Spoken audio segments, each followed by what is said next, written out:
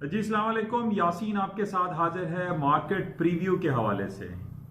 आज 2 मार्च स्टार्ट हो गई है तारीख आज, और इस हफ्ते का पहला वर्किंग डे, इस महीने का पहला वर्किंग डे यानी मंडे का दिन आज शुरू हो रहा है। और मार्केट तकरीबन 2 से 3 घंटे के बाद खुल जाएंगी। पाकिस्तानी वक्त के मुताबिक सुबह 4 बजे मार्केटें खुल जाती हैं।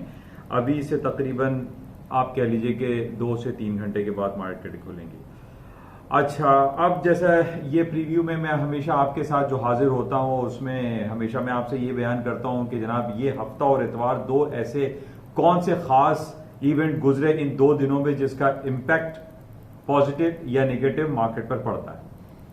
तो इस सैटरडे को हमारे पास बड़ी इंपॉर्टेंट डे थी, यानी 29 फरवरी था, जो कि लीप ईयर था। 4 साल के बाद यह दिन आता है और इसकी खास अहमियत इस हवाले से भी ज्यादा थी कि यूएस तालिबान के दरमियान एग्रीमेंट तय पाना था। एक पीस डील साइन होनी थी दोहा कतर में।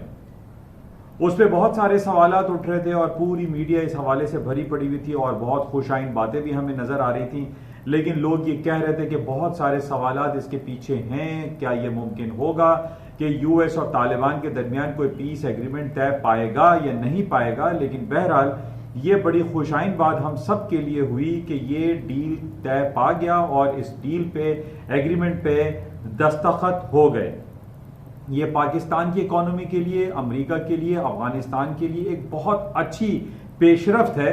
और इससे हम उम्मीद करते हैं कि पाकिस्तान के हालात, अफगानिस्तान के हालात और अमेरिका और अफगानिस्तान के दरमियान और अमेरिका और तालिबान के दरमियान जो एक चपकलिश थी, जो पिछले 18 सालों से मौजूद थी, ये तनाव, ये टेंशन, ये परेशानी, वो खत्म होती हुई दिखाई दे रही है।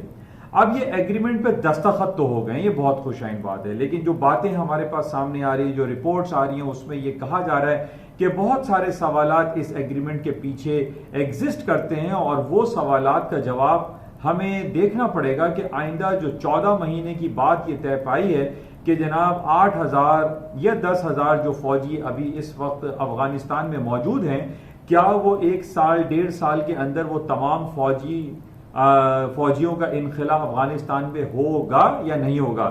क्योंकि अमेरिका के जो कांग्रेस हैं या जो ट्रंप के अपोजिशन लीडर्स हैं, अपोजिशन पार्टी हैं, नैन्सी पेलोसी हैं और दूसरे जो कांग्रेसमैन हैं, उन्होंने बहुत सारे तहफ्फुज़ात का इजहार किया है। उन्होंने ये सवाल उठाया है कि क्या इस एग्रीमेंट से अमेरिका या अमेरिका के शहरी महफूज रहेंगे। इससे पहले भी बहुत सारे वाकयात ऐसे हो चुके हैं कि तालिबान के साथ एग्रीमेंट का सिलसिला शुरू हुआ, लेकिन फिर वो बैकआउट हो गए। ट्रंप भी पिछले 4-6 महीने में पहले ये बात हुई थी कि ट्रंप तालिबान लीडरान से मुलाकात करेंगे, लेकिन वो मुलाकात नहीं हुई। फिर ये बात हुई कि जनाब ये जो एग्रीमेंट तय पाया है, इसके अंदर ये क्या गारंटी है कि जनाब तालिबान या इस्लामिक स्टेट वाले जो एक मिलिटेंट्स भी कहलाते हैं, क्या वो अमेरिकन को सिक्योरिटी प्रोवाइड कर सकेंगे या उनके खिलाफ कोई अमल नहीं करेंगे। तो बहुत सारे सवालात हमें यहां दिखाई दे रहे हैं। अब ये भी सवाल पैदा होता है कि क्या अगर कोई नाखुशगवार वाकया रोनुमा हो जाता है अमेरिका में या अफगानिस्तान में, तो क्या ये एग्रीमेंट इंटैक्ट रहेगा?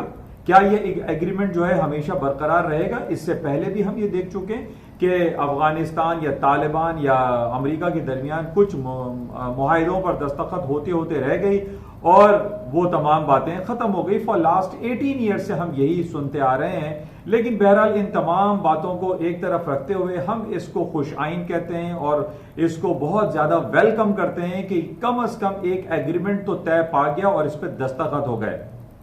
बहरहाल इसके जो भी अवामिल होंगे, जो भी इसके रिजल्ट आएंगे, उसमें थोड़ा सा टाइम लगेगा और उसका टाइम इन्होंने 14 मंथ्स दिए हैं कि 14 महीने या साल 1.5 साल में तमाम फौजी जो 8,000 अमेरिकन इस वक्त अफगानिस्तान में वो आया निकलते हैं या नहीं निकलते।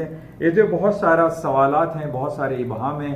अब हमें ये देखना पड़ेगा इस डील के एग्रीमेंट को साइन होने के बाद क्या इन तमाम बातों पर अमल होता भी है या नहीं।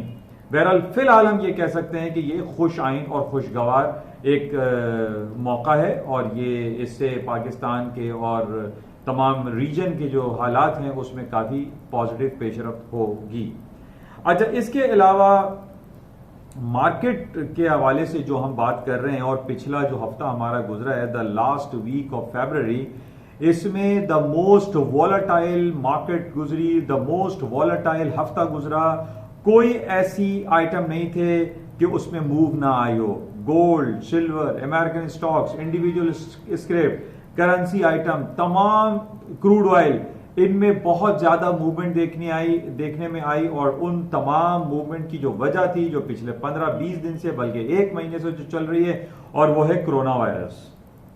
कोरोना वायरस की खबर फैलती चली जा रही है। पिछले दिनों खबर यह थी कि जनाब कोरोना वायरस के केसेस में कमी वाकई हुई है, लेकिन हमारे पास जब ईरान का वाकया हुआ, फिर पाकिस्तान में भी 2 केसेस हुए, अब ये खबर आ रही है कि पाकिस्तान में 4 केसेस आ गए। अब हमारे पाकिस्तान में तमाम, खासतौर पर अभी सिंध में तमाम स्कूल और तालीमी इदारे बंद कर दिए गए हैं 13 मार्च तक, यानी 13 मार्च तक बंद रहेंगे। अच्छा, इसके अलावा फिर आज जो हमारे पास खबर आई है कि जनाब उसमें यह कहा गया कि अमेरिका में पहली मौत वाकई हुई है कोरोना वायरस की इन्फेक्शन से, और ये पहला वाकया हुआ, और ये फियर फैक्टर अब बहुत ज्यादा हमें दिखाई दे रहा है। और जिस तरीके से फ्राइडे को मार्केट क्लोज हुई, यानी S&P, डाउ जोन्स, नेस्डैक ने लोएस्ट लेवल पे मार्केट मूव की, और जिस तरीके से मार्केट डाउनफॉल हुई, वो ये कहा जा रहा है कि जनाब कई सालों के बाद, यानी जो हमारे पास 2008 का एक फाइनेंशियल क्राइसिस आया था, या 9/11 का वाकया हुआ था, जो स्टीपेस्ट फॉल हुआ था, वो फॉल हमने देखा पिछले वीक में, और खासतौर पे फ्राइडे पे। और अब जबकि हमारे पास एक लेटेस्ट रिपोर्ट ये आ गई है सैटरडे संडे में, यानी फ्राइडे में ये रिपोर्ट हमारे पास नहीं थी, कि अमेरिकी शहरी एक हलाक हो गया है इस कोरोना वायरस की वजह से। अब ये फियर फैक्टर बढ़ गया है, अमेरिका में ये फियर बहुत ज्यादा सराहियत करेगा। और इस बेसिस पे और जो दूसरी खबर हमारे पास आई है, सैटरडे को चाइना की जो कंस्ट्रक्शन और इनकी मैन्युफैक्चरिंग की रिपोर्ट आई है, वो वर्स्ट तरीन, बदतरीन रिपोर्ट आई है इन 12 ईयर्स।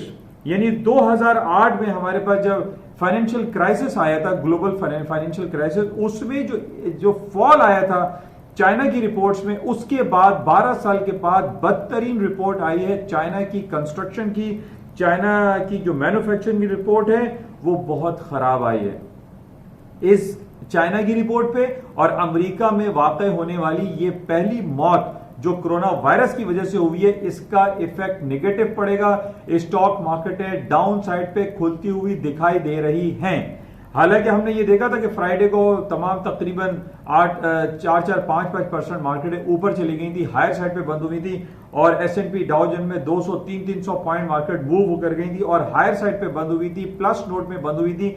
लेकिन इन 2 खबरों पे, यानी चाइना की और अमेरिका में मौत वाकई होने की वजह से स्टॉक मार्केटें डाउनफॉल हो सकती हैं, क्रूड ऑयल की मार्केटें भी डाउन हो सकती हैं। और जबकि हम दूसरी तरफ ये देख रहे हैं कि गोल्ड की कीमतों में भी खातिर खा इजाफा हो रहा है। कई लोग मुझसे पूछ रहे थे कि तमाम स्टॉक मार्केटें और क्रूड ऑयल की मार्केटें गिर रही, तो गोल्ड क्यों गिर रहा है? तो गोल्ड गिरने की वजह, जैसे मैंने टेक्निकल ग्राउंड पे आपको 1640 का लेवल दिया था, वो ब्रेक हुआ था, और प्लस उसकी वजह एक ये भी दिखाई दे रही थी कि एक फियर फैक्टर इतना ज्यादा आ गया था कि गोल्ड को लोगों ने बेच के उसके अगेंस्ट में ETFs की बहुत सारे आर्टिकल्स, एक्सचेंज ट्रेडेड फंड के नाम से आते हैं, उसमें लोगों की इन्वेस्टमेंट खास ज्यादा देखी गई।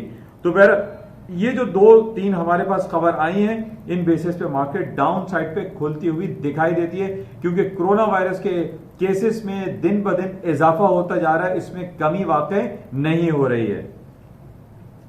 अच्छा, इसके साथ जो क्रूड ऑयल की प्राइसेस है उसमें भी डाउनफॉल ही फिलहाल दिखाई दे रहा है, क्योंकि जिस तरीके से स्टॉक मार्केटें डाउनफॉल हो रही हैं और ये कहा जा रहा है कि जनाब जो रिपोर्ट्स हमारे पास आ रही हैं वो खराब आ रही हैं, डिफरेंट बड़ी बड़ी कंपनीज अपनी जो रिपोर्ट्स हैं वो खराब शो कर रही हैं, और ये हमारे पास इस क्वार्टर का आखिरी महीना शुरू हो गया है मार्च का, और अप्रैल से तमाम रिपोर्टें शुरू हो जाएंगी।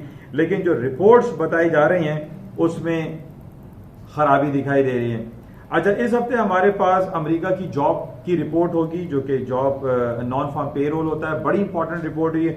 उसकी भी रिपोर्ट अभी से हमारे पास आना शुरू हो गई है कि वो रिपोर्ट खराब आएगी, बिल्कुल ऐसे ही जिस तरीके से चाइना की कंस्ट्रक्शन एंड मैन्युफैक्चरिंग की रिपोर्ट खराब आई है। तो रिपोर्ट्स हमारे pass on the basis of this corona virus कोई अच्छी खबर हमारे पास नजर नहीं आ रही है। कोरोना वायरस के केसेस में इजाफा हो रहा है, इस बेसिस पे जो आई पर्सनली फील कि स्टॉक मार्केटों में और तेल की कीमतों में कमी ही वाकई हो सकती है। और इसके अलावा जो 1640 का जो लेवल था गोल्ड का, वो बैरल काफी मार्केट नीचे ही बंद हुई थी, 1586 87 पे मार्केट बंद हुई थी, लेकिन इसमें भी कोई खातिर खा इजाफा दिखाई नहीं दे रहा है। क्योंकि जैसे मैं आपसे बात कर रहा हूं कि हर खबर के पीछे यही खबर है कि कोरोना वायरस एपिडेमिक जो है वो एक पैंडेमिक बन चुका है और पूरी दुनिया इसकी आताप का शिकार होती हुई दिखाई दे रही है।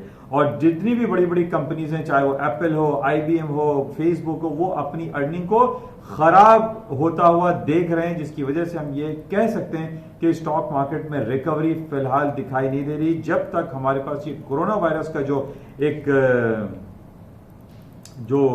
ड्रामा कह लीजिए या क्या कह लीजिए, ये जब तक खत्म नहीं हो जाता उस वक्त तक स्टॉक मार्केट में वो पोटेंशियल नहीं दिखाई देता जो कि पिछले दिनों हमें दिखाई दे रहा था।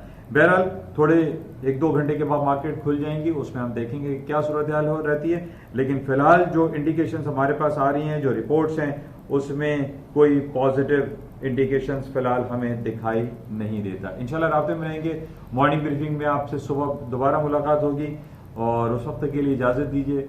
जाते हुए मैं आपसे ये जरूर कहूंगा कि इस YouTube चैनल को प्लीज सब्सक्राइब जरूर कीजिएगा। Thank you.